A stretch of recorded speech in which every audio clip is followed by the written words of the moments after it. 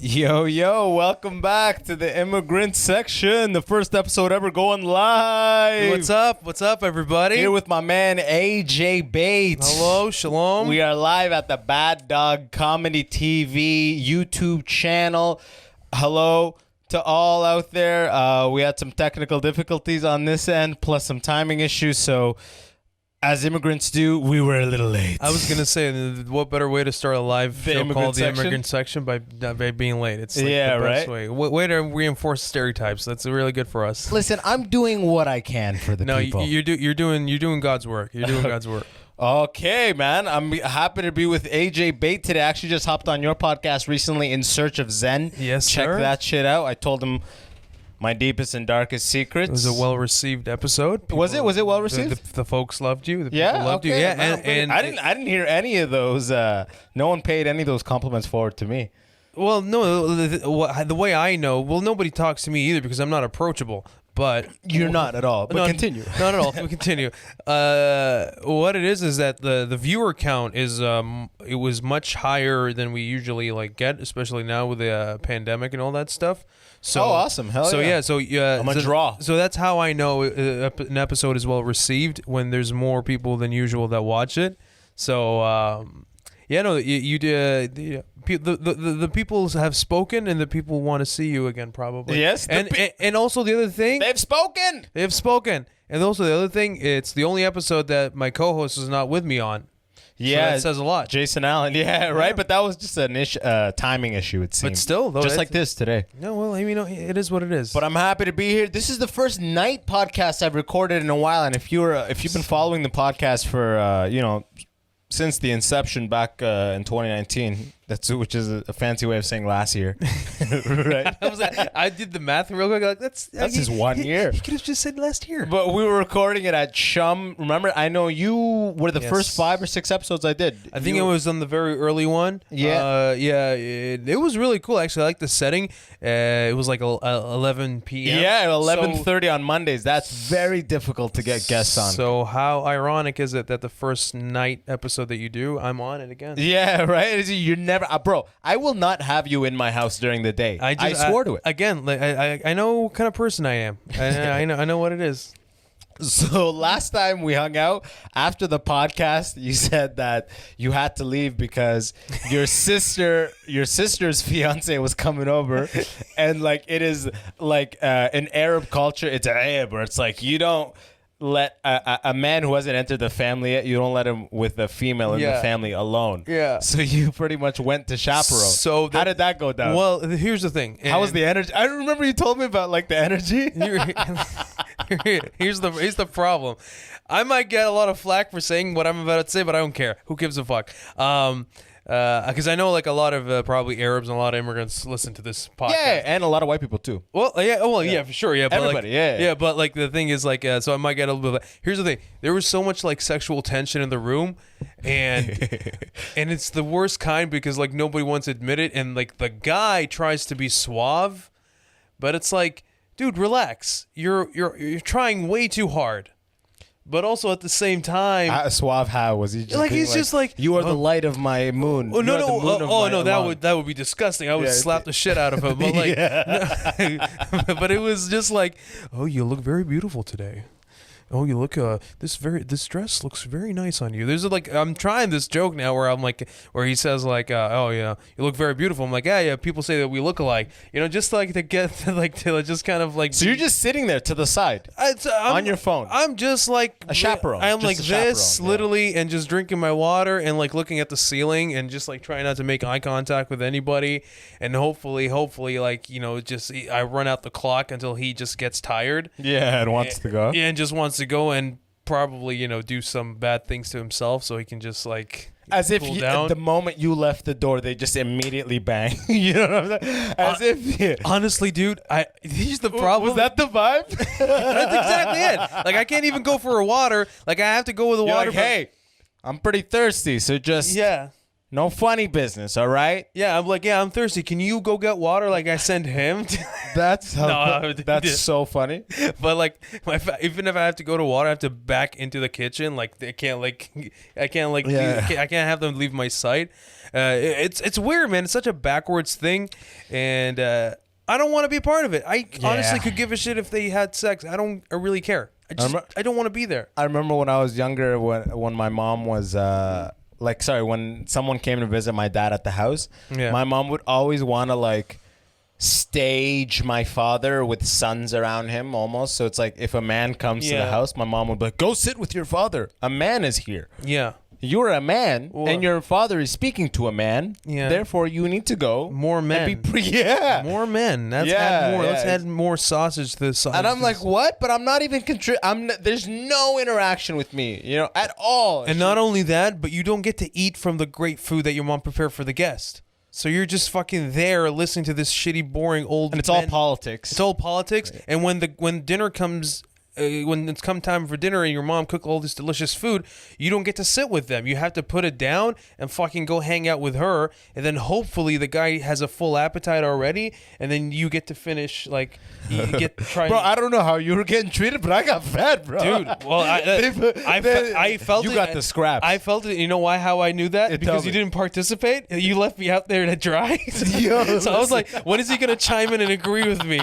It didn't happen. So I'm like, oh, it's probably just me, because literally my mom would like send out the food for them, and we would be in the kitchen, and she would mash some. You get the Plan B food, tomatoes and tuna, and like, here you go, eat your fucking pigs. Like, go eat this, bro. It's like the Arab culture always has. And I think this is immigrants in general, because I know Italians are like this too. Yeah, they have a living room that's just for guests. Yes, the saloon. It's got plastic on it. Plastic all over the couches. This is to remain immaculate under any condition. Absolutely. It needs to be dusted every 3 days. It smells nice because no one is ever really there. It smells nice. The furniture is still crisp. What's funny is you see it here, but when you see it in other countries, like in the Middle East and like in Sudan, those rooms are truly untouched. They are literally only touched in the presence of a guest. Yeah. Like you're walking by. You ever gone to a house? Like Arabs do this all the time. There'll be like 4 living room sets in the house. Like a living. You got your 3-person couch, your love seat, and your single. Yeah. They'll have 3 or 4 groups of those that are all different designs, like throughout. Like these are for the dayuf. These are for the guests. Yeah. And this shitty one that's like super worn out is the family one. Yeah, for you and your siblings. Yeah, exactly. Yeah, like that room is so meticulous that scientific research can be done in it. Oh, 100%. Yeah, it's lab level. Yeah, like even the good sanitizer that your mom uses to clean, only she uses on that. And if there's anything left, she'll use it on the living room that you and your family. That's why we're all getting COVID, right? Exactly. Yeah, if we all stayed in that fucking living room, dude, we would not get anything. But like you said, like the air conditioner, even in that room, is in that room. It's in that room, and it's always clean. Everything. It's just everything about that. That is a great example of the culture. You know what I mean? It's like the ideal living situation is preserved for the guest visit. Yeah. Yeah. Whereas I find like more North American culture, it's like the best thing is more for the family, and you chill in the second class thing. Yeah, like exactly. Like a basement, like a decked out basement, like it's like got every like the gaming system. Yeah, exactly. Like I know people who have like a sauna and like a theater room, like super mansions and stuff. You don't let your guests in there. Yeah, exactly. The guests are just like in that first living room, so you can get them to the door, to the living room, and back out at the least distance. I think we're like so tied by our culture and like so obsessed with people thinking, or so obsessed with people not saying bad things about us, that even there's some times when guests show up, and right away if your family likes them or not by your mom's reaction. It's like, oh my God, they're here again. Like she would say, how totally are you? Honest. Oh, to them, it's always yeah, please. Oh my God, I can't believe they're here again. Yeah, she's in the kitchen like angry. Go get some coffee. I forgot to buy some coffee. Go buy some coffee at the store. And it's like, well, why? Why do you want to let these pieces of shit in here if you don't like them? Yeah. And like, why do you let? That's old culture stuff. Yeah, and it's like, fuck you should let your guests know how much you like them based on what room you let them in. Yeah, right. If you bring them to the family room with worn out couches, you should probably make it quick and get out of here. They're like, ugh, these people hate us. Make this visit quick. Yeah, it's like water from like from the tap, not even like the bottle or anything. Just fucking. Dude, COVID has actually done that. That's something I did traditionally. I did a lot of growing up because, you grew up an immigrant. You grow up to be a little on the agreeable side. You don't want to make waves, blah, blah, blah. So I'd be nice to people. I'd be consistently nice to people who were kind of generally shitty to me in the hopes that I'll turn them around. No, that never happens. And since and it rarely, sometimes, most of the time it does not happen. It's not worth it. But now with COVID, I'm just like, now that I've reset, I haven't seen I've only, seen the people I quarantine with, my roommates and whatever. Yeah. But now I'm like, because I haven't run to all the people I know in comedy. There's a bunch of names, and I'm not going to name names. No, but yeah. There's all these people that I always treated well. Even when they ignored me, I would say hi. Yeah. Well, and I'm like, why? What is this beta freaking super love me, please acknowledge me and be my everybody be my what is that thing that's inside me that so badly wants them to accept me? That now I'm like, dude, fuck that. I don't have time for that. I'm not gonna do it anymore. If they don't if I get the cold shoulder, I'm not gonna go up to them first and be like, hey, No, never go. I don't need that. I have enough friends. Never go out of your way for somebody that doesn't want to. You have to kind of meet somebody halfway. You have to meet somebody halfway. I can't be the one that's doing the legwork. And I know a lot of probably the names that are in your mind, we probably have more in common, and those we have mutual names. It's probably the same people, but the thing is, I'm sure it's literally the same. Yeah, I know, yeah. Let's exchange names after the podcast. I mean, let's do initials now. Yeah, all right, okay, no, yeah, I backed out of it quick. Yeah, I don't want any enemies. Look at Tupac. Look what enemies did to him, bro. They're both dead. They're both dead. Fucking toothpick because he just finished eating a sub. There's a bunch of glare coming off of this, but that is Biggie. But the thing is, I don't think it's coming out of neediness from you. It's just really that, again, it's the immigrant upbringing of being well-mannered and giving everybody the benefit of the doubt. But then our parents only teach us as that far, but then they don't teach us the next step, which is if somebody keeps the self-respect portion of it. They don't teach us that. It's always hey, just be nice and courteous to everybody. But there's a second part, which is your own dignity, which is fuck these people who won't, reciprocate that. Absolutely, yeah, man. You treat others how you'd like to be treated. Treat onto those as praise be. Yeah, praise be to Jesus. Yeah, but seriously, I so many years I would do that. Yeah. So many years me I would too, just yeah. even, and it would hurt me even in the moment. I'm like, why are you going up to? I feel I'm walking towards the person that I have this issue with. You're walking. What am I doing? What am I doing right now? Am I gonna go say hi? You're walking towards hurt. You're walking towards pain. Yeah. And then it's just I'll say a certain booker for. Again, I'll drop names after, but yeah. I think you should do the next after show on Patreon. Yeah. Dude, Yo, check out the Patreon. I'm gonna list names of people we hate and we have feuds with. All right, no pettiness at all. It's just facts. If you want to ruin connections, then at least get money. Exactly. Become a patron. Learn who we hate. But I just feel myself walking toward them, and I'm like for what are you doing? Yeah. What are you doing? And then they just kind of go, and then I'm walking back. What am I just gonna? Because it feeds into their vision of you just being another crab in the bucket, so to speak. Exactly. This person is clawing. Yeah. This person is always trying to do this and that. How about I just stay to my own, do my own thing? Yeah. Because eventually you're going to come to me because you're in a position to book talent. And if you keep doing well, they're going to come to you, right? Yeah. Well, I think it's also, a part of it is doing well and also part of it being known as somebody that should be, I feel like people should learn to a degree to be cautious around you. Not necessarily walk on eggshells, but they have to be careful how they pick their words with you. Because I think when you say with you, do you mean, what do you mean? Like with me specifically, or with as a person who either, whether, you know, they have to be careful with you or me, anybody in general. I'm not talking about a specific person, but in general, you have to carry yourself as somebody who people need to be careful what they say to you. Like, oh, I don't, because I know his reaction is going to be immediately not lash out, but just be honest about calling me out about that shitty behavior that I did to them.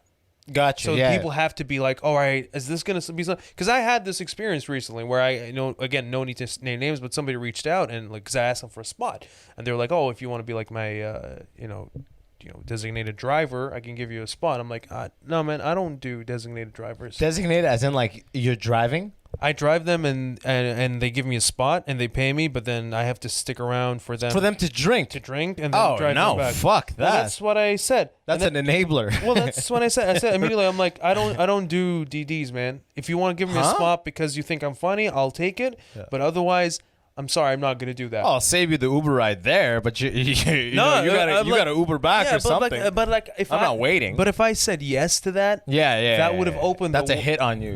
Exactly. That would have been like, I had to, I don't know if I burned that bridge or not, but I'm willing to risk that for my self-esteem, for me, like, be able to sleep well at night. Like, I have to be honest about it. Because that's the type of thing that would gnaw at you.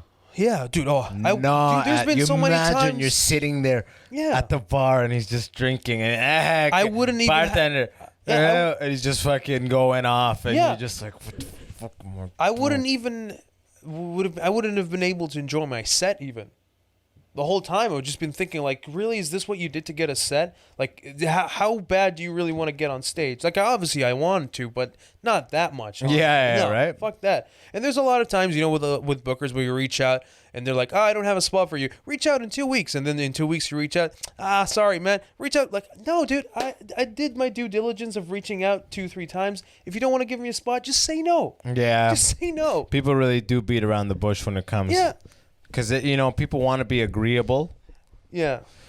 There's not too many people that'll just be like, no, because they want to save face. Because it's a you scratch my back, I'll scratch yours type industry where it's like, I don't want to burn the bridge because this person may book a show or start a show. But also, like, you can do the indirect, I don't want to book you, by saying, I'll reach out to you when I have a spot. Like, I've had that a bunch of times. I kind of know they don't want to say no to me. Yeah. So instead, at least I have some respect for that.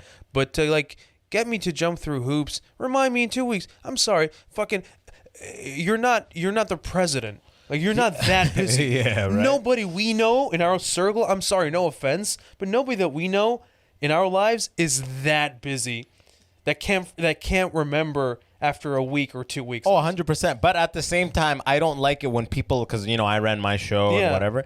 I don't like when people hit you up expecting you to give them a date during that conversation. Yeah. But what date? Hey, I'd love to do your, the standard message. I'd love to do your spot. I'd love to do your show whenever you have a spot available. Holler. Like, that's pretty much the standard message. Yeah, that's the standard one, yeah. Some people, bro, I've had people send that and then an hour later send a question mark. No, that's not. Are you crazy? No, that's too much. Yeah, that's too much. Like that. Are you nuts? That person, I hope they catch on fire. Those people fucking suck. It's just don't be pushy. Don't be pushy. But if I reach out and say, hey, thank you in advance, I do that. I do the thank you in advance. Yeah, I would love a spot, thank you in advance. But then reach out in 2 weeks, and then 2 weeks, hey, thank you in advance. Sorry, dude. Reach out next week. I'm like, no, I already did twice. I'm good. Yuck Yuck's Tuesday amateur sign up? Yeah. Bro, if you go on my email and inbox and type in Yuck Yucks, that's brutal. I sent it every week for over probably 60 or 70 weeks. Oh no, that every week, bro. I've gone more. Think of that. I've gone more spots doing lotto than I have. Oh, same. Emailed. Yeah. If you don't, Yuck Yucks, pre-COVID, Yuck Yucks Toronto had their Tuesday was amateur night, so you'd book it by emailing the booker, be like, yo, your name, and then it's there's one lotto spot. That's the bullet. That's the first spot. Some comics show up and like submit their name in a raffle, and that's how you get the spot, because the others, and there's like 9 spots to get. They're all, half of them are like the same people doing it over and over, and the other half are all first timers. Because first timers bring out a crowd. I was gonna say, in comedy, when you have someone doing their first set, that's usually they bring. That's how a you crowd. book. Yeah. That's the one. Those are the ones you book. You book that. It doesn't matter. It doesn't matter if half the show doesn't go well. There's at least an audience. Yeah, exactly. We have a business that's running. I don't understand that concept whatsoever, but that type of thing is gonna fail. That type of model. No, because now we can't have. Now you're not gonna have people show up for lotto and lingering all these comics. No, you can't really have that. No. I don't know how comedy's gonna be like. And to be honest, though, as much as I love comedy, but just because I have so much resentment for how it goes, how it functions, I hope it all burns down and just restarts again. I just really hope so. It's a beautiful thing, because think about it. If you were in Toronto.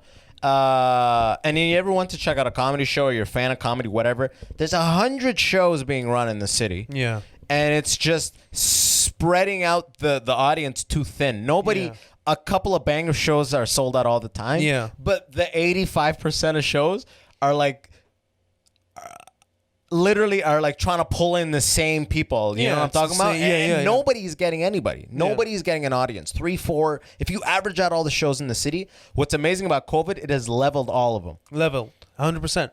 Leveled all of them. So only the banger shows that had a draw from the get-go pre-COVID will come back. Yeah.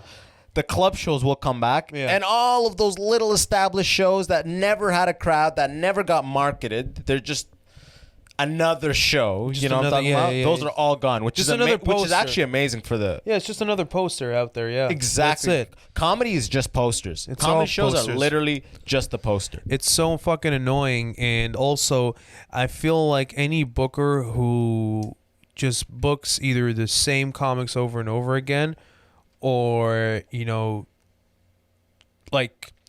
prioritizes first timers to get an audience. I just feel like those people really don't put in as much work into their your show, the one that you ran with Max, was a really well balanced show. And I don't mean to say this because you're here, but I've done your show. I've done no, I'm kidding. The Patreon version is me shitting on his show. He's on my list. If you check out the Patreon video, AJ Bate is in the list. I'm like, my bad, bro. I hate Sorry, you. I got carried away. I don't know what to tell you. I just don't tell you. But we ran it every month for 16, 17 months. Ran a month, and every time I've done it, at least it was sold out. So, and it was a great crowd. But the comics are different, and that's the thing. Like most bookers, they're comedians as well, and they just feel like, well, they're my friends. I have to put them on dude. If I ran a monthly show, I would not put my best friends more than once a month. Oh, yeah. Because it dilutes the show. It's like, what are you trying I'll put you on this month, but I won't put you on until maybe 2 months from now or something like that. Because I need people. I love you, but I can't put you on every time. Because what you're trying to foster is recurring attendance. The same people who go, yo, you got to check this monthly show out. Yeah.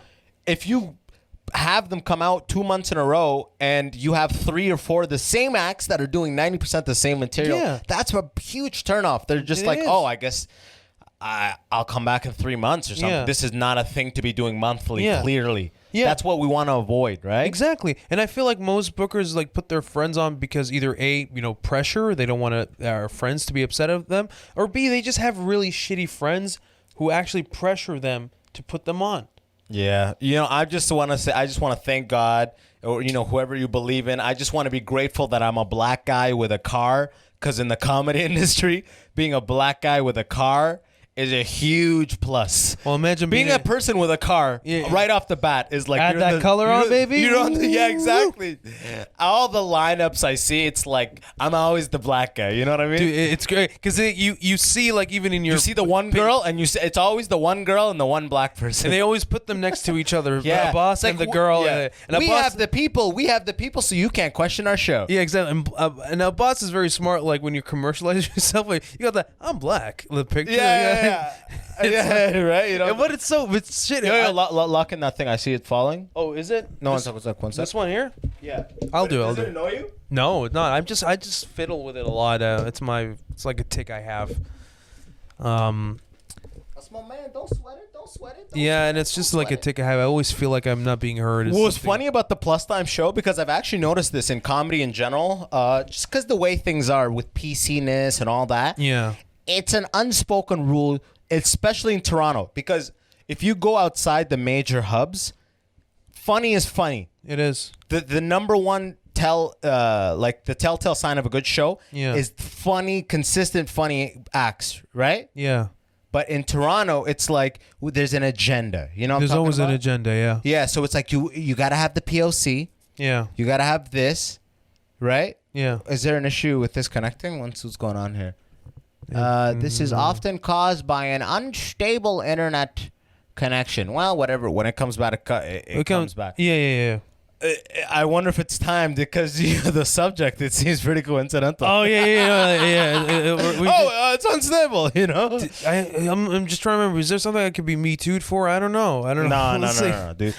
What's funny is, like, it's clear. As long as you have a POC and a woman, you can have as many white guys as you want. Absolutely. These are the rules of comedy lineups. Go look at any lineups. And I don't have a problem with that. As long as the people are funny, I don't care. Yeah. I don't care. But what's funny is with the Plus Time comedy show is reverse. I used to book so many like immigrant and like foreign acts. Yeah. I would literally have to look for like the token white guy. Yeah, you know? I know. And I already had Max. Which is like is at the peak. He's a test tube baby. I mean, he is. He is scientifically bred to be. He is like Hitler would come in his pants if he saw him. One sec. This is okay. Take your time. We got some difficulty issues here, and Abbas is doing a good job of taking care of it. He pressed a button. I don't know what's happening, but you're entering a broadcast studio. Pro tip, wear earbuds if you experience... We see our faces. Yeah, I don't know why. And I think it says sorry now. The pains of going live. You know what would be nice if it was live is... it is live, but I wish the audience or whoever's watching had some sort of audio feedback. You know, so it's just like them saying something. They're laughing at the point that we're funny, like thumbs up or boo or or something to be like, we like or anything. Oh, that's dude. Did you ever when you were when COVID was hot, was first fresh? Remember everyone was going Instagram live. Yeah. Did you ever go Instagram live? No. I was doing one. Did we talk about this last time? No, we didn't. No, we kind of talked about like moving on to TikTok and then hopefully YouTube, but it never got into that specific thing because I was asked. Jam Easy asked me to do his Instagram live. I did that, a couple times. That's the one I did. Well, the thing is, like, as soon as I got online, my phone for some reason just wouldn't let me go online. So he was like, "Oh, it's okay, man. We're cutting a show." And I was like, "Oh, thank God. I really don't feel like I don't know how to do Instagram Live." So it's just I was very nervous to do it. Yeah, man. The funny thing about Instagram Live is it tells you how many people are watching in the top right corner, which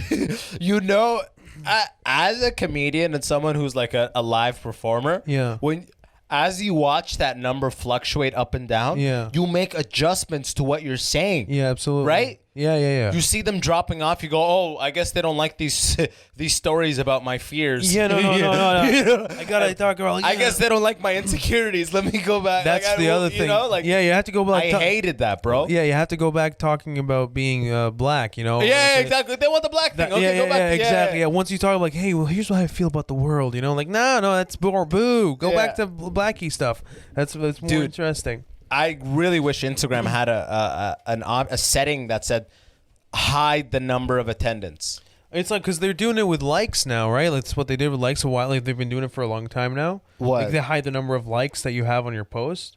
Oh yeah, exactly. Yeah, so they should be doing the same thing for like because it's just live. like a stacking up comparison. Yeah, like you can see it after the live session is done. That's good to see, but I just don't want to see that number while I'm going live. I don't want to see the fluctuation of numbers. Yeah, exactly. Because when you go on a radio show, let's say for example, like you don't know like how many people are tuning in or out. Yeah, so it just gives you that freedom to like kind of talk about whatever you want. To stay in the pocket of whatever you actually want to talk about. Yeah, just stay true to yourself. That's what you want to do, right? Yeah, dude, that number ruins it. It ruins Fucks it with you more than you would know. That's why I said like it's not that I didn't want to do it or like I don't like Jamie. I like Jamie's a lot, but it's just that my phone didn't let me go on, so I was like, "Oh, it's a blessing. I'm good. I don't have to." Because I was like, "It's okay, bro. I mean, I believe you. You know, you got to convince Jamie's. You have to I believe you. I'll send him flowers or something like that.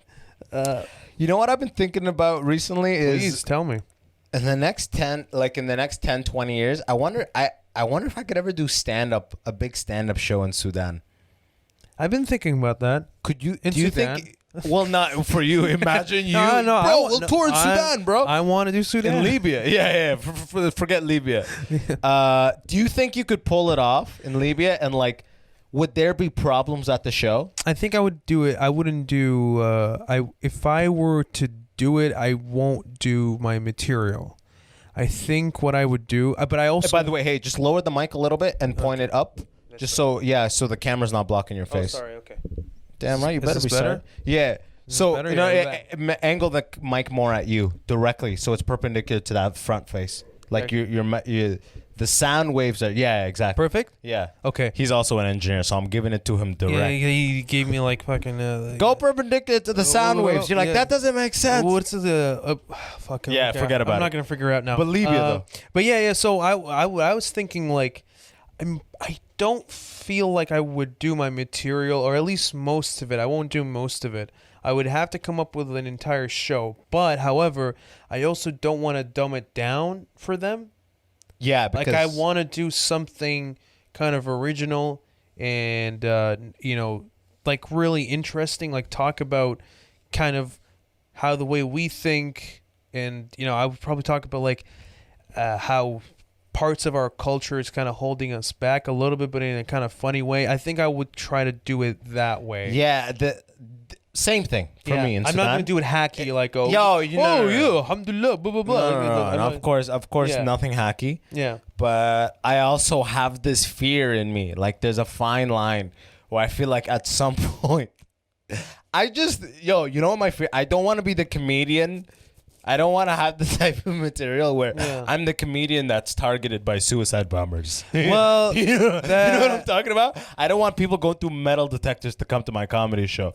That's the thing I want to steer clear from. that is a risk. But there are topics I want to breach sometimes where I'm like, damn, man, extremists would like target this kind of stuff. But here's the thing, though. I'll ask you this. Yeah. So you're going to be doing, let's say, 10 or however long it is, you're going to do a show in Sudan. Yeah. So, most likely you're going to do it in a big venue.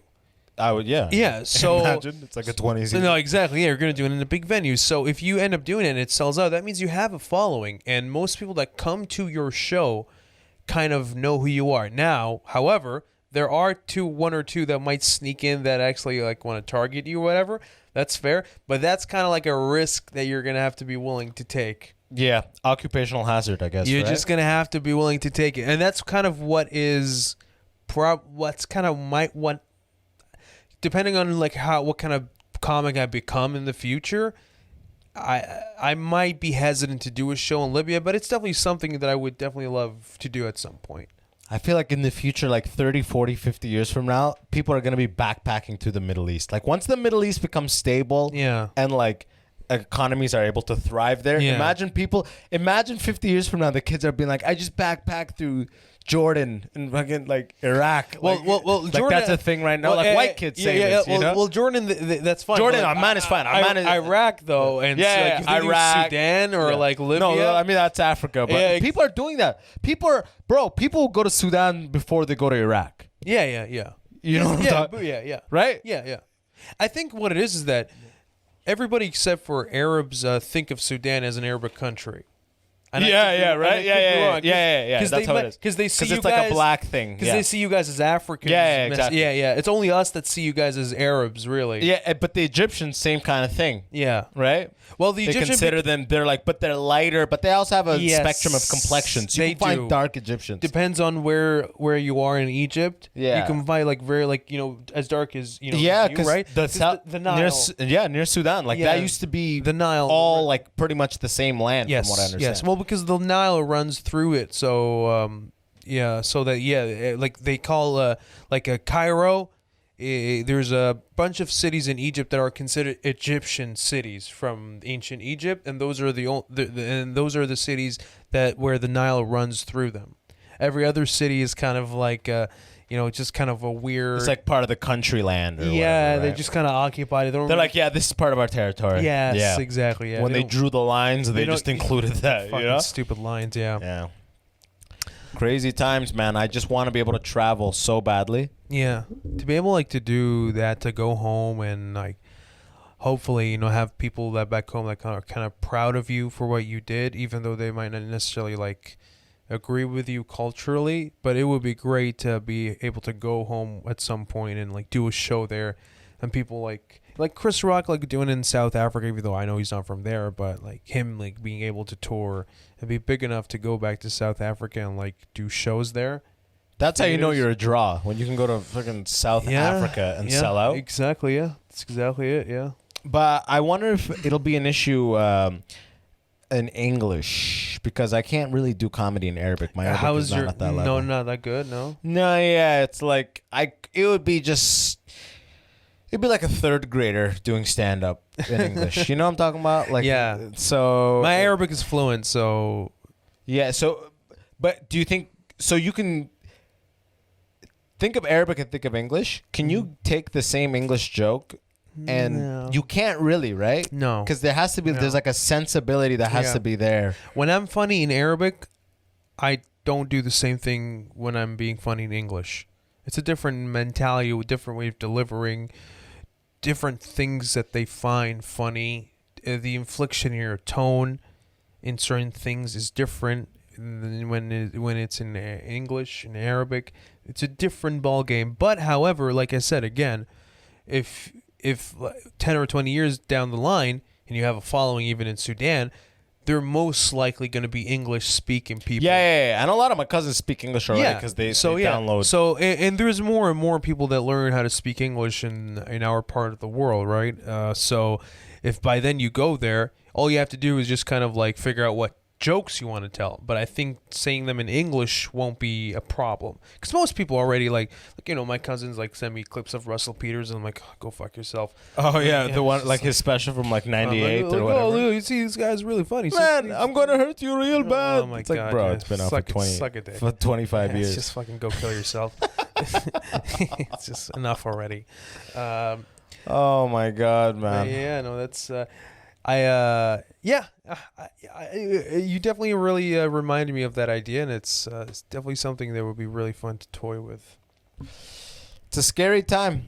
I have a guilt about not being able to be getting up on open mics and on the stage. Do you? Because right before COVID hit, I really felt like I had leveled up as a comic. Uh-huh.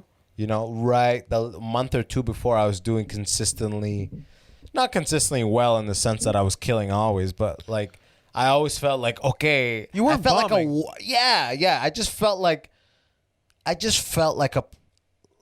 was a semi-pro. I wanted to say pro, but I definitely didn't feel like a pro. But the way I was going about the process of writing all the time, performing all the time, and honing all the time. Mm-hmm. I was really in the groove of the art of stand-up itself. Okay. So, and I was leveling up.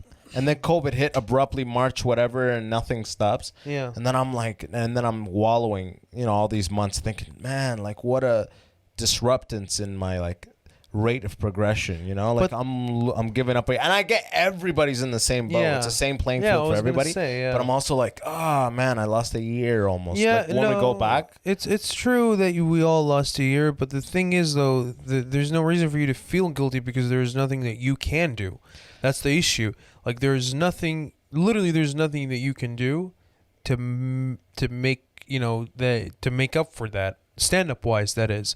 Now, I've been like following you and seeing what you're up to. Like you've been releasing like TikToks videos and you're I pivoted my time to videos. So you're one of the people that use their time wisely and actually like was being productive. Now, it might not necessarily be in the thing that you really want to be productive in. Yeah. But you at least were doing the best you can, and that's really all you can do. Well, I appreciate it, man. That's a good. I feel. I'm not gonna lie. I feel a little better right now. I mean, like you're doing the best you can. And here's the thing, man. I feel the same way too. You know how we are. We're always hard on ourselves more than anybody else.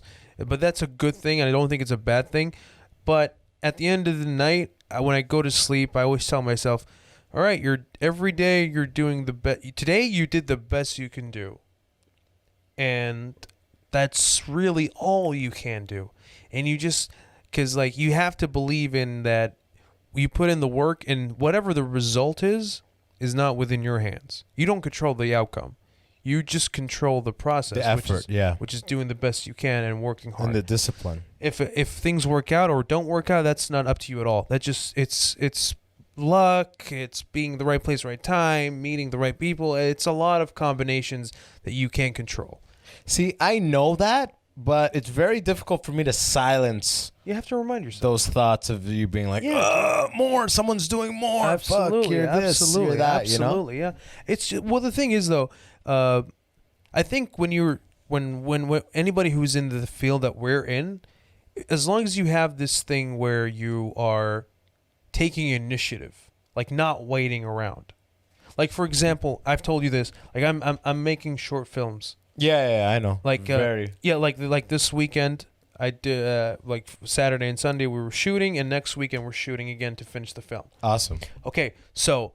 I didn't get a part in it, but whatever, that's cool. Well, I mean, like, dude, you were on The Boys. Whatever, I can't afford you, bro. I can't afford you. Bro, have you seen my IMDb, bro? I can't afford you. Yeah, Look, that's what I'm talking about. I'll work scale, bro. Okay. I see the thing is, I don't even know the lingo. Yeah, exactly. I try to. You got embarrassed. I tried to walk it off, but I was like, no, I don't know what that means. I don't know what that like means. The standard daily rate, pretty much. Oh yeah. But yeah, so you're gonna. Two more days to wrap? So 2 more days and then we're going to wrap. But the thing is, though, it took me like a while. Like, this is the third one that I've made this year. But before that, it took me so long to get any project done. It's because I was, like, scared. I was lazy. I was like, I can't do these because I can't afford to have this piece of equipment, so fuck it. But then I realized, like... nobody's going to knock on my door and be like, hey, we heard that you want to be a filmmaker. How about you come with us? Here's a megaphone and just say action and just say cut and boom. Don't worry about the rest. Like, that's not going to happen. It's never going to happen. It's never going to happen. So how about I put on my big boy pants and just say, here's the fucking script. Here's where we're going to shoot. These are the days we're going to shoot on. I have a shot list already on Excel spreadsheet. I've planned as much as I can. I've rented the equipment. I bought the fake blood, all that stuff. Called people. Who's doing the DP, like direct photography? I'm doing all of it. You're on the camera. I'm on the camera. I'm directing, and I wrote it. But I'm very lucky also to have friends who are as motivated as I am and give a shit about the project. Yes, that's the hardest thing to find. It's the hardest thing because to find. Whenever one person is like disproportionately more passionate about something, yes, all the other people will fall out of the way. Yes, you can only if the passions don't align. Yes, then it's doomed to fail. Yes, yeah, absolutely, you're correct. But there's also a different way to approach it. Like if I come up to you and say, "Hey, boss, how about we write a movie together and let's see what we come up with." Your reaction might be like, yeah, if I think of something, I'll let you know, which is within your right. But, however, if I come to you and say, hey, here's a script, here's the character that I want you to play, and here's what I want from you, and these are the days we're shooting on, this is the location. Are you in or not? That's a different thing because you're like, oh, shit, you're prepared. Yeah, you didn't wait for anybody. You just went ahead and did it. You have all the information you need to make a good decision. Exactly. You're not like blindsiding people. And you feel encouraged. You're like, okay, so this guy's taking it seriously. He's not just some idiot that just wants to make something. As soon as you see a schedule, you're like, oh, fuck, this is a thing. You feel confident. You're being part of this project. And that's kind of the initiative that's the kind of attitude that I've started to adopt, especially this year. And that's what got me to do 3 short films in 1 year. Meanwhile, it took me 3 years to make 1 short film. Yeah. Oh, as soon as you creak through that door, right? As soon as I figured out what I needed to do and how much work I needed to put in and just make the project, like this one is the biggest I've done. I mean, it's still not big, but compared to me, relatively to me, this is technically scale-wise, and it's kind of the most difficult one, and I'm really happy. And I'm really excited to put it submit it to festivals and people to see. But none of it would have been happened if my friends weren't soldiers and helped me out and believed in me, and also me actually saying I'm not gonna wait for anybody. I'm gonna figure this shit out on my own. Here's what I have a plan. Who wants in? I'm ready. I'm not gonna wait for any. That's what Francis Ford Coppola did, right? Like with every movie, he wouldn't wait for anybody to fund him. He would just start. He'd write a script. He has obviously his producer that he's worked with his whole time, and like, hey, here's what I want from you. This. Film me these locations. All right, okay. Here's the money. We'll start. If we run out, we'll figure it out. But as soon as he starts shooting, yeah, then it's like a project that people are willing to back because it's happening already. It's already happening. The talent has been put together.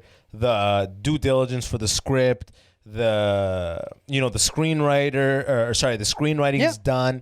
Everything is done to like the production level. Yes. And then it's just like, oh, this is literally just a money thing. And he has a track record of success. So it's like that's obviously the biggest factor of all this. And but also even before he found success, that's how he started. That's his process. Even when nobody knew. I like that. It's like guerrilla style. It's exactly that, and that's what I'm trying to do. Is guerrilla style. Is like I'm not waiting. If we run out of money, we'll figure out. When we get there, we get there. But we have to start because I'm not waiting because nobody's gonna help. It'll never start. No, it'll never start. You're the one who wrote it. If you don't like, none of your boys are gonna call you one day and be like, man, what'd you ever do with that thing? You should start that next week. Yeah, it's never gonna happen. No, it's never gonna happen. Nobody's gonna come to my door and just tie me to a typewriter. Like, come on, no. If I don't do it, nobody will. Ever since I left the corporate world and focused only on stand-up, that's pretty much been like that. My MO is like exactly whatever it is. Don't think anyone is gonna help you do it. Nobody. You have to be able to tackle at least the beginning. Like right now, I'm almost done my website. Yeah. Asked me 6 months ago. I really wanted a web. I've owned my name and my podcast domain name for over a year. And I was like, oh, I'll pay someone eventually. to make the website. Yeah. And then it got to a point where it's COVID. I mean, the money is tied up with rent. I don't really want to pay. And now that I've done comedy for so many years, I know these little pitfalls that happen. Like, have you ever paid someone to make a comedy show poster for you? No, but I paid somebody to make a logo for my podcast. Okay, the logo's fine. Because that doesn't really change until you get a new logo. Yes. But with the poster, every month it's a new date. That's and true. The location may change. All these little changes. I would have to go back to this guy that I paid $10-15 whatever to make the poster a month ago. Yeah. I'd have to go knocking on his door being like, not literally, obviously. Yeah. Yo, please update the date for April's date, and the venue changed. And now it's like, okay, am I paying you again? And if I'm not, I can't really expect it quickly. All these little things I didn't realize when I first hired. So now I got like Squarespace, all these, there's a million website platforms. Yes. I use one called Webflow. Yeah. I've spent mad hours. The site's almost done. Now it's like, SEO, search engine optimization. I've heard of it. Yeah. It's like I don't have what to do with your website. Okay. How to structure your website with content and like the structure so it lands as high as possible on Google results. Oh, okay. That process, I was like, okay, I'll get somebody for that because that's the big boy stuff. Yeah. But then got to the point where my site was done and just who am I gonna get? What am I gonna hire somebody? You have to do it. Boom, YouTube, bro. Since university, I haven't I feel more engaged watching this YouTube video on SEO and taking notes than I ever did on like a fucking general functions course or a differential equations class or applied physics. Anything about algorithms, Any of those. I'm sitting there learning about SEO, and it's not like the most basic stuff, but it's not super complicated. But the point is, like, I want to learn this to apply to my project. And that interest and passion, I'm taking notes, man. I'm underlining shit. Yes. I'm taking notes to the level. If I saw my buddy doing this, I would have made fun of him. Look at this guy, man. This fucking nerd, Look at this nerd, yo. This fucking nerd, I'm sitting in my room writing. What are you, that? Fucking loser. Yeah. Let's get out of here, man. But yeah, like nobody's going to do these things for you. Nobody and is. I realize that. No, nobody is. And that's the great thing about YouTube, like, because that's the same thing with, like, me. Because I wanted to make films. I'm like, I don't know how. I don't know what to do. What do I expect? Like, what I don't even know what the basics are. So I was like, YouTube, filmmaking 101. That's the first thing that I did. And I'm like, okay, Important things are audio, lighting. Oh, okay, these are. I'll remember that. So audio, it's not just the camera. It's more like so. You start slowly building your knowledge one by one, and it's all because of the internet. The internet now, it's not that it's dumbing down things. It's just that technology has advanced so much that it's much easier now to communicate with people and explain to them certain things. So things where you thought were impossible for you, like, I would never touch that, like website making. I probably thought of myself to one point, I would never make a website. But now, because I've learned other things that I'd never thought that I was going to learn, why wouldn't website making be another thing that I can learn? That's the beauty of the internet. It has made a space where it is very profitable for somebody to make very clear and concise and simplistic how-to videos on creating, filmmaking, building websites, SEO, all this stuff. Yes. The videos out there are amazing because content creators are focused on building an audience just from these the people who are directors. They've been doing it for years. Yes. While directing stuff, they're like, yo, I have all this knowledge. There's a million videos on YouTube on just how to do this stuff. Yes. But everybody wants to find the very simplistic video. The one that gets right into the nitty-gritty right off the top. They don't give you 3 minutes. Exactly. Just get into it. Show me in the description the quick link jumps to what you're talking about. That's how you get a like. That's how you'll get a subscribe. Yeah, from me. That's absolutely. Like someone who wants me in and out of codes, the timestamps. Yeah, exactly. Yeah. All these little things just make it easy. They're not a trap. You know the guy that directed Shazam? Well, the director that made Shazam, the movie. No. He has... What's his name? I can't remember his name. He's originally from Sweden, but he moved here. He made Annabelle. Sick. He made Annabelle Creation, and he directed Shazam. He has a YouTube channel for those who are interested in filmmaking called Pony Smasher. Sweet name. And he still makes short films with his wife. And they're very basic stuff, not complicated, but... he just keeps pumping out these short films, and all he does is post those short films and how he created everything, and tips for new filmmakers, young filmmakers, what direction to even give actors, what are the do's and don'ts of how to communicate with your actors, stuff like that. If you do another take, you should always give them direction. Just don't tell them to do the same thing. Stuff like that. Basic things that you might want to I should know in case I end up being in that situation. Things that you might not even know that you need to know. So he has this YouTube channel called Pony Smasher. It's very popular for those who ever want it. He's a really good director, very cool guy, and very generous with his knowledge. That's it. Nowadays, in general, if I ever meet fake ambitious people? Yeah. Just talk. Instagram. That drives me nuts. It's there is zero excuse. That's what I like about you too, is that you don't post any of that bullshit, but there's a lot of people that we know that are constantly, the sun never really sets on those who... But shut the fuck up and stop talking about how much you love hard working, and just fucking do it. Yeah, I don't want to hear you talking about it.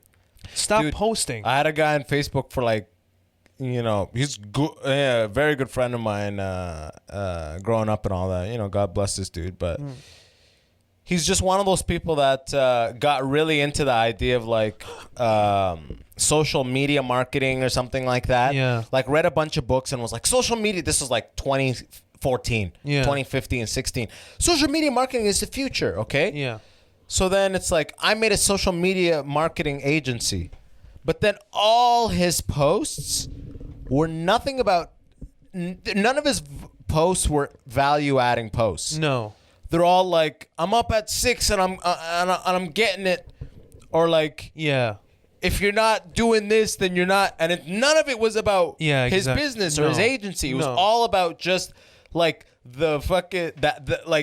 just riding himself about the love of the hustle. Yes. It's all about the... It's what are you doing? Who are you working with? What projects? What is going on? And that's a good label that you said, love of the hustle. And that's what really a lot of the people that I really hate that are doing, is just romanticizing the hustle and the grind, but never really putting into it. Because here's the thing. If you're busy working actually on something, I don't give a shit about motivating other people or letting other people know that I work. I could care less I want to show you what I made. I want to show you the end result, but I could care less whether you think that I'm working or not. Right? Because I know I am, and that's all that matters. I don't feel guilty because I know that today I busted my ass figuring out things, getting shit done, like figuring out what I need, what I don't need, what am I going to be doing this week, what do I, trying to fill out, like giving tasks to myself, and I don't care whether you know that I do these things or not, but you'll know once you see the end result. Some people want that fodder. They want that. They want it that just sickens thing me to so post, much. It sickens me so much, man. Yeah. It's like, yo, especially when it's like just like an ass. Like a girl like who like squats ass? all the time. Oh, yeah. And it's just like ass pictures and motivational things under it. At least there's ass. That's the thing. Yeah, right. When it's dudes, it's like... yeah, right. The good point. Yeah, fucking like, bro, show me your ass or shut the cigarette fuck in their mouth and drinking whiskey. I'm like, you fucking alcoholic. I don't care what you do. Early bird gets the worm. Oh, my God. Yeah. Just like bragging about how hard they work. It's just really frustrating. What's crazy is are you working from home for your gig, your engineering gig? Yeah. So how are you balancing that, learning the filmmaking stuff, and the comedy? I mean, obviously the comedy right now is on the back burner for the most part. Yeah, but it's writing still. I'm very lucky that I have a very cool manager. Who does he support the comedy and all that? Very much. He supports the comedy very much. He's a great guy. The other thing is that business is like a bit, we're not as crammed with work right now. What's the industry? Telecommunication. Okay. 5G? Will 5G give cancer, by the way? According to the studies and the Jews, no. Yes.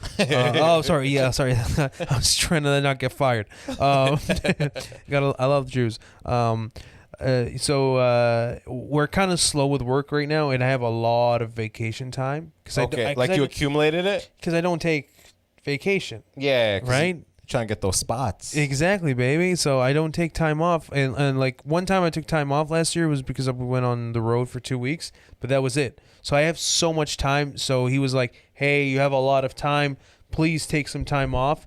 So now, I just like today I took half the day off because I needed to organize the footage that I took for this weekend.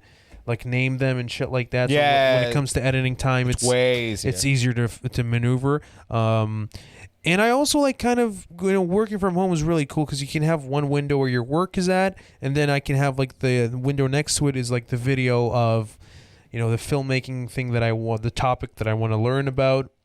I usually have like the script open.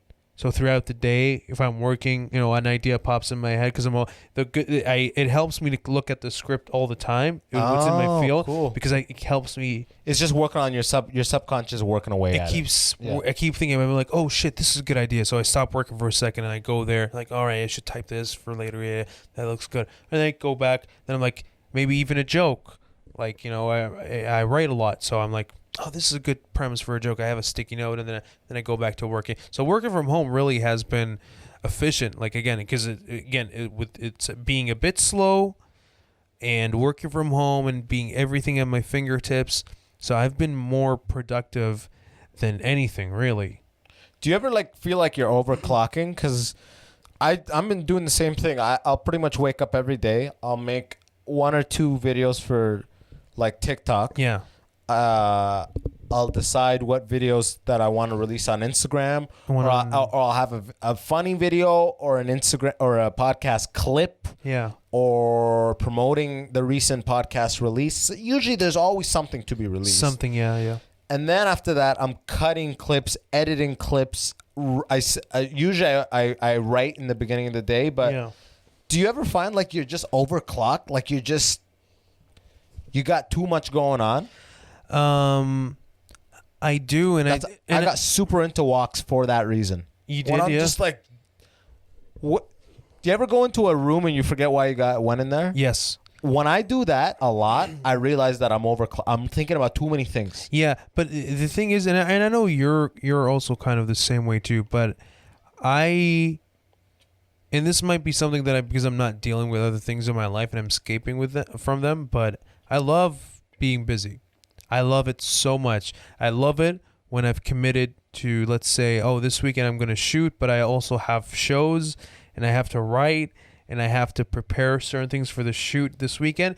When I feel like, oh my God, it's such a mess, like it almost like I feel It's like a rush. It's like a rush. I feel so good and I feel so happy because I'm like, yes. Yeah, I get that. No, I know what I mean. So even when I feel tired, and I'm sure you feel that way too. Like it's like rewarding. It's a good kind of tired. Like I'm tired doing the thing that I want to do. You know what I mean? But at the same time, that's when I realize that other aspects of my life are being neglected. So I don't stop because I'm necessarily tired.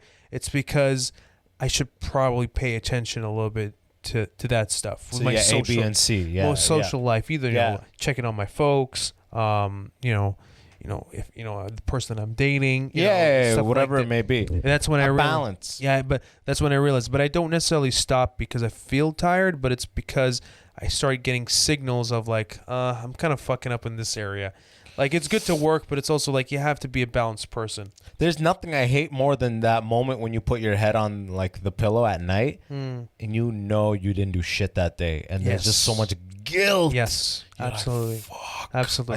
I fuck. You know. Yeah. I for whatever, maybe it's laziness, maybe circumstance, whatever. Yeah. But God, I hate that guilt right before bed. I agree with you. Like, even if I kill it tomorrow, I feel like I lost today. Yeah, I agree with you 100%. And that's kind of that's how I get everything done in my life, is just to bully myself mentally, which is, hey, you piece of shit, if you're not going to do this, you're going to feel so bad later. Oh, you're going to think you're such a loser if you don't do this now. You're going to feel so bad. So I'm like, all right, fine, I'll do it. Yeah, right? So and it works. And it works, but that's the only way. Is it healthy? Who knows? It's not at all. It's not at all. That's why when I'm like, if I like with this one, I did my first time ever that I'm doing a few reshoots because I'm not happy with how it turned out. Like the day is done, and then I go home and I upload, I download the footage on my laptop, and I look at it, I'm like, that's not good. And then when the next day comes over, right, it comes up, and I start shooting them in my back of my head, I'm like, you better take it again. You better reshoot it. You're going to feel so bad. Don't ignore it. You're going to move on to the next shot and pretend like this one is good. You know it's not good. Yeah. You know it's not good. I'm like, all right, we're going to have to do the shoot from yesterday. And then I feel better because you have to. Max and I were making those plus time comedy videos when I first moved out to the city for like a year. We would make a comedy video once a week. Yeah. And we pretty much went through that same learning curve you went through. Yeah. Filmmaking 101. I watch all those YouTube videos on lighting, lav mic, how to set it up, all this and that. Yes. Bro, if you get if you have 4 scenes to shoot and you shot the first 3 scenes and tomorrow you're shooting the 4th, and that second scene is garbage, and you spent 4 hours on it, right? So the 4 hours, the part about the 4 hours is like, no, I don't. By redoing it, I admit that those 4 hours were wasted. Yes. But by leaning on the side of being like, I'm not gonna admit that those 4 hours, the project's it's gonna drive you nuts. That scene was. It's gonna suffer. Yeah. You know what I mean? Yeah. You have to literally reshoot that thing. You're just gonna gnaw away at you. You just gotta bite the bullet and just be like, all right, well, fucking the 4 hours were waste. But guess what? So what if they were? Nobody expects you to be fucking perfect from the first go, and it's a good thing. There are things that you don't catch until you see it in front of you. You're like, I fucked this up. Like, the angle's not good. I'm shaking. The lighting's not good. There's so much room for improvement. This actor, I could have asked them for more range, more emotion. I should have done this. But it's okay to notice these things because, like you said, when it's all done and edited, you're the one that's going to live with it. Everybody else is going to look at it like, it was good or it was bad, and then they move on. But you're the one that's like, your name is on it. It's attached to it. So, but, it's okay to rework things. But it's so, like you said, admitting to yourself. It's fucking, but that's how I get everything done, is bullying myself. With stand-up specifically, though, that's something I love about stand-up, is in the grand scheme of things, I am so shitty at stand-up that it's fucking easy. It's like it's like having a vacuum and then opening up to an air source. All that air flows into like the vacuum. It's like I have I'm at the bottom. There's only up to go in like stand up. Absolutely. So it drives me crazy to be locked at home for these COVID times when I know all I have is improvement, you know? Yeah. You know, like when I don't know if you've ever done a hard workout regimen, but you're trying to get up to benching 250. Yeah, it doesn't look like it. Maybe you have at some point that you clearly reverted from. Poked in my ego. It's okay. He's on the list, Patreon. A little bit hurt. But let's say you're trying to bench 250. Yeah. You're going up. You're 185. You get to 200. You get to 210. That when you get to 240, that like getting to numbers, that last like 10%, 5% is hard, right? Whereas with comedy, I'm like benching 30 right now. Yeah. 50 is going to be easy. Getting to like 100, like that initial period, you're absorbing. You're like a kid who's just learning the vocabulary. You are, yeah. There's so much to be absorbed. Well, if you look at like comedians like, you know, like let's say Bill Burr, for example, you know, That's 29 years. Yeah, so he's not at home right now like, man, there's so many shows I could have done. He's like, when it comes back, it comes back. But that's different. But I'm saying he's at a different stage in his career. And that's why I'm agreeing with you. That's what I mean. Like, for him, this goes however long it goes. His fan base is going to still be there for him. And, you know, he's already at the top. So it's fine. This is more like a vacation for him. But for us, guys that are climbing up, this is time I could have been using. We're people who we're like nerds who really want to learn, but school's out. Yeah, we can't learn at home. And we want to so bad because we need it, because the thing is with we're fucked. Well, we're fucked. But also the other thing, though, if you think about it, like comedy, like everything, there's a momentum to it. And we had a momentum going on because we were pushing, we're getting better and getting better. But now that this whole thing stopped, our momentum died. You know, because before... Maybe there could have been like years of almost nightly shows come to an abrupt halt. Exactly. And now, like, because, you know, after 4 years of doing comedy, there might have been only 20 people that think about you and your comedy. And that was because of your momentum was carrying. But that's how long it took just to get those 20 people, let's say. But now that momentum died, those 20 people are forgetting about you because, and it's not your fault. Again, it's just because that's what's happening. Just comedy's not in their life. Yeah, they're thinking about syrup. They're thinking about whatever. Yeah. So whatever momentum you built for the 4 years of hard work, unfortunately, like is dying down now. But that's okay. That's okay. You always tell yourself, like, you know, goes back to the beginning of the conversation where you're doing the best you can. You're working on shit. You're getting your website done. You're still doing the videos. Yeah. I know I'm still being productive. You're being productive. It's like my main, the main dream. I know. What this is all really about. Absolutely. Is to be an internationally touring professional comedian. Well, yeah, absolutely. You know and that's also like my dream. Like all the other stuff, like the films and whatever, that's like cherry on top. That's things I love doing. The podcast is easy. I love doing this, and I'm going to do this until I can't or whatever the reason is. Yeah. But stand-up is work. The podcast is work in the sense you got to boost the audio and this and that. Yes. But this is free-flowing personality. Yes. This is just yourself, right? Yes. But stand-up is like it's like you're like a blacksmith hammering away at this thing. Every bang is like an open mic. You're folding a samurai sword on top of it itself. But yeah, and that's the thing, right? Like for all with you and with acting, all these things you love, and you try to do the best you can and do them right. But stand up is where it's at, and it's the same thing for me. Like, you know, the films or the podcast, blah blah blah, all that stuff. These are things I love doing, and I hope to do bigger versions of them. But stand up it's where it's at. But and it's the least accessible. That's one of those things. The things that are hardest to achieve are usually what we want the most. Podcasting, here we are in COVID. I'm in my basement. I'm recording, and you're listening to it in your car. You're listening to it at your house, the gym, wherever, right? Yeah. Fine. Benching 250. Benching 250, right? Yeah. Inching up there. Let's say you sit down. You write a script. Yes. You get your friends together. You rent the cameras. It's COVID, but we're still shooting it. Yep.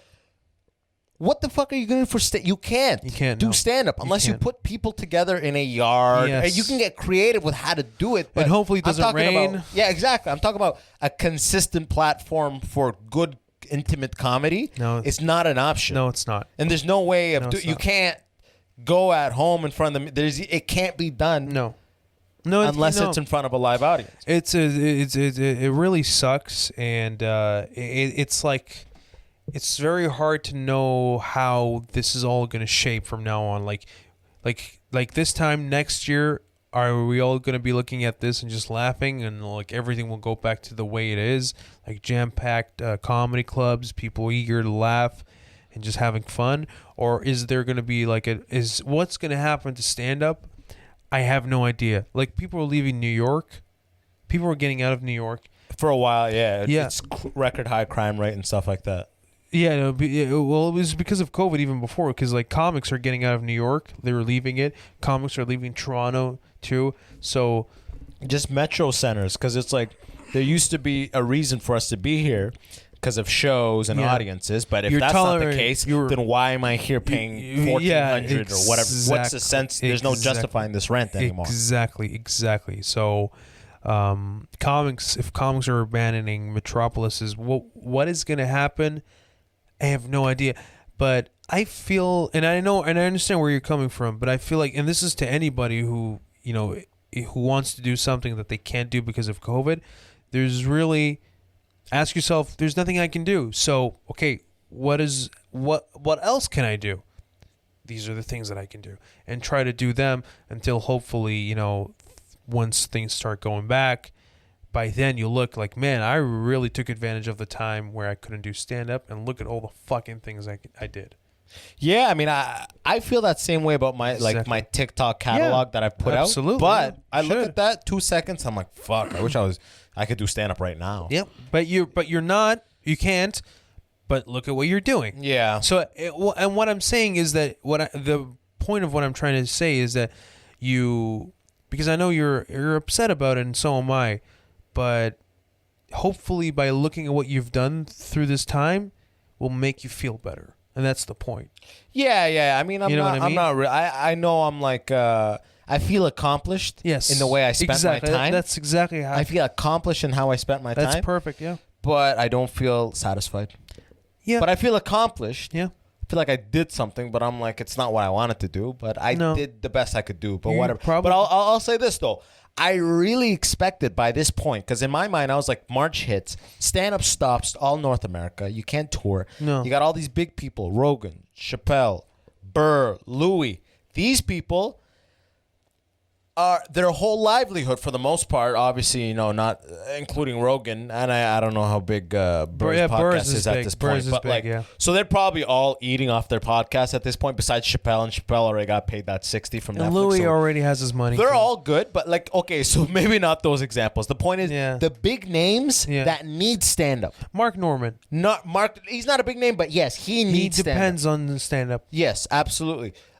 People like that, I really thought they were going to set the precedent for what the platform will change to. Because I was like, these people can't go not eating for 8 months. No. And they have an audience. Yeah. So however they end up figuring out how to do it is how we'll follow suit in Toronto in these smaller markets. Yeah. But nobody has done a thing. I forget which comic said.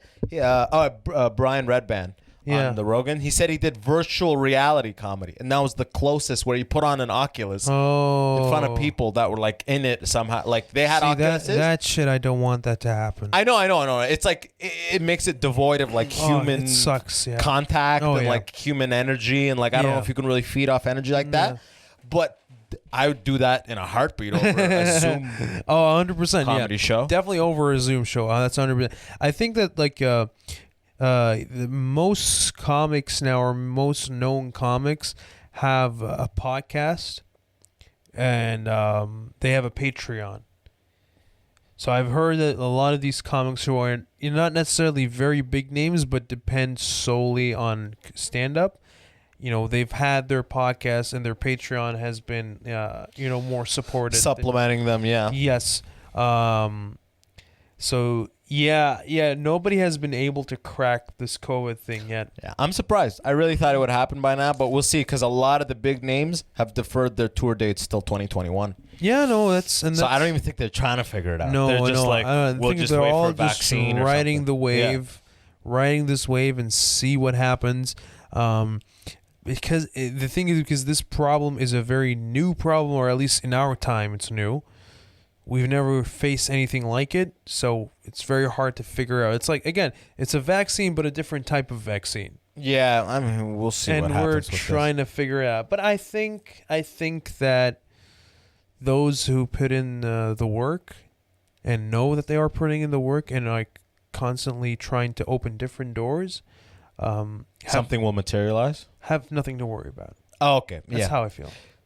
As long as you like progress forward, really is like that's the thing. In here. whatever if you way, run forward, if you keep progressing forward. All right, stand up. It's not happen. Okay, let's keep moving forward on other things. And I feel like those people that do that in this time, instead of just be like, oh, I'm gonna kick back, everything's closed, COVID is what? COVID is upon us. I've got nothing to work for. It's fine.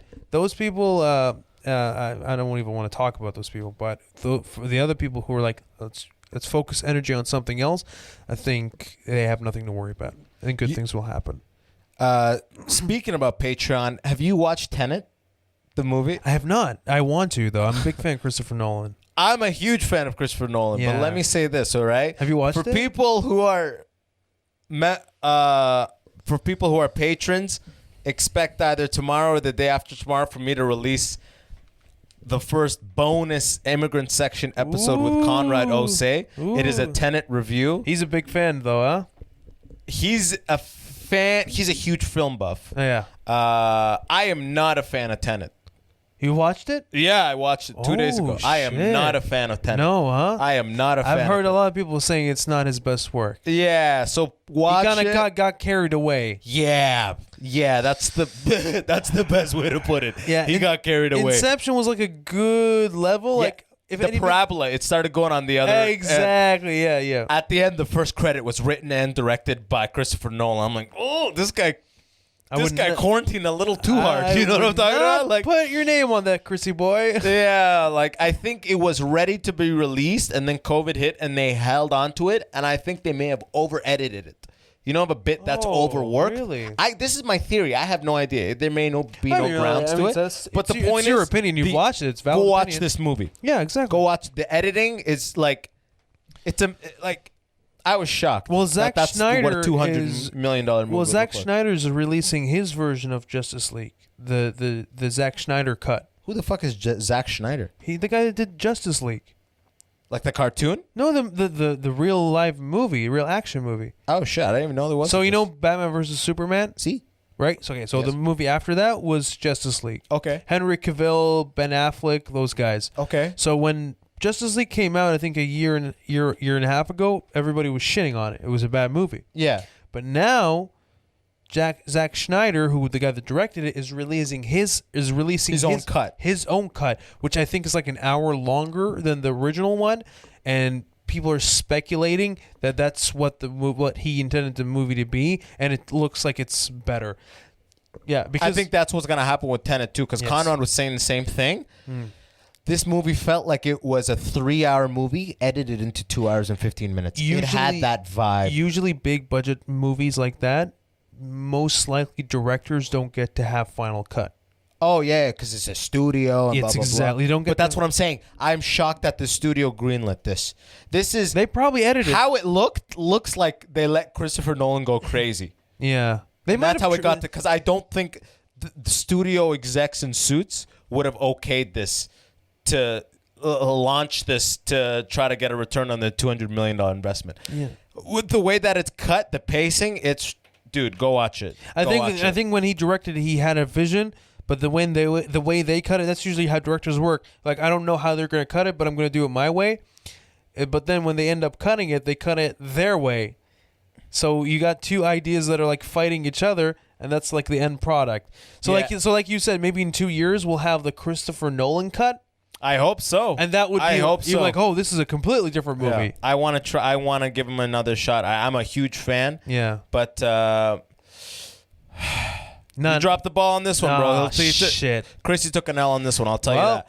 Bro, watch it. Watch the Patreon, guys, so to see Conrad and join Abbas. the Patreon, all right? Yes. There's just one tier. Bonus episodes are going to be on there and just bonus content in general. Ooh. There's a couple things up there, but the first episode will hit in a couple of days. Go for that bone, baby. Ooh, he said it. Bro, thank you so much for rolling through. A little late, but still. Thank you, sir.